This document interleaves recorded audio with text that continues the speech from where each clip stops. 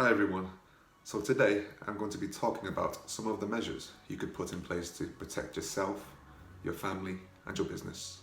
With what is going on in the world today, I'm seeing more and more people becoming interested in putting in place a strategy to protect themselves and their family's lifestyle in the event that the breadwinner or main income earner is unable to work for whatever reason, such as illness or death, for example. People are becoming increasingly concerned about how they would pay their mortgage if they were unable to work, or how their family would cope if they were to die. Or if you have a business and you have business partners, you may be concerned about having sufficient funds to replace a partner that's just died or is really sick, or maybe having the funds in place to buy out the deceased partner's shares. Now, unless you have amassed a good level of savings or have a good support system around you, it is likely that your family or your business will face financial difficulty, and as a result you could end up losing your home and your business, for example. Obviously, this isn't an ideal situation to be in, and most people would rather not think about it until it's too late. However, by planning ahead, you can put in place measures to protect your family and your business in these worst case scenarios. So now I'm going to highlight 3 potential solutions that can protect yourself, your family and your business. So the first solution is probably the more common one that you may have come across before, and that's life insurance. So how does life insurance work? To put it simply, life insurance pays out a lump sum when the life insured dies. Now, this lump sum can be any amount that you choose. At the start of the policy, you get to select how much cover you want and for how long for, amongst various other options. Now, how can this help you and your family, or maybe your business? You can select an amount to cover any bills, debts, mortgages you have, so that on your death, your family or your business partner has the sufficient funds to pay off those debts. By having this lump sum, your family can clear off any mortgages and clear off any debts that you may have left behind. So this way they won't have to worry about any of that going forwards without you around. With regards to business partners, they can use the lump sum to replace the deceased partner, or they can use the funds to buy out the deceased partner shares.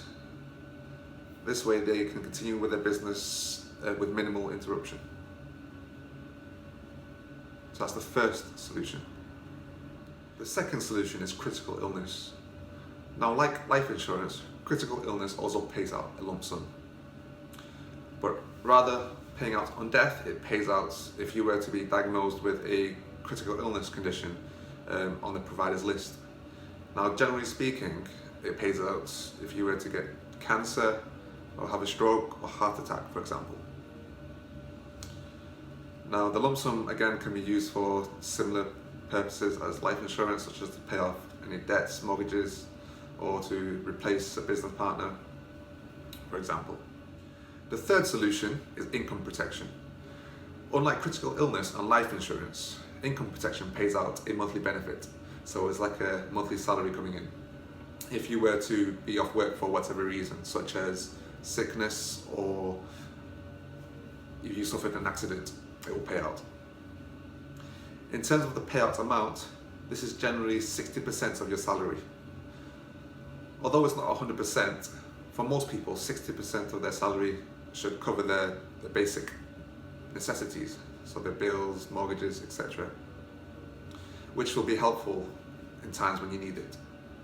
It's worth bearing in mind that income protection provides the broadest range of cover, as it covers you through sickness and if you suffered an accident, whereas life insurance only covers you if you were to die, so only one scenario when it pays out. Critical illness is in the middle. It pays out if you were to suffer any of the various critical illness conditions on the provider's list. So you'll have more than one scenarios where it could pay out. Now let's look at the cost of these solutions. How much do they cost? Now, the cost of these solutions vary drastically, as it depends on a number of factors, such as your age, your health, how much cover you want, and for how long for example, and amongst various other factors. So each policy is bespoke to you, and the price will reflect that. It's worth also bearing in mind that these solutions are paid for on a monthly basis. So like a gym membership, you pay each month for as long as you want the cover. And you can cancel at any time. There's no lock-in periods. Now, which cover or which solution should you have? If I had my way, you would have all three, because this would provide you with the greatest amount of cover, and you'll be covered in most scenarios, if not all. You'll be covered in sickness, if you suffer an accident, or if you have a critical illness, or even death. So there you have it. Those are some of the ways that you can protect yourself, your family and your business in times of unfortunate events such as sickness and death. If you want to put in place a strategy that would give you peace of mind, then please speak to a financial advisor if you have one. If you don't, then feel free to reach out to me and I can help you out. Thank you for listening.